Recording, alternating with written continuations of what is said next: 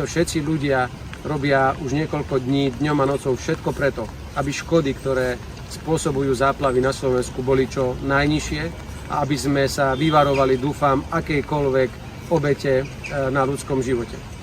Naozaj títo ľudia v ťažkých podmienkach robia maximum a patrí im za to naša úprimná vďaka.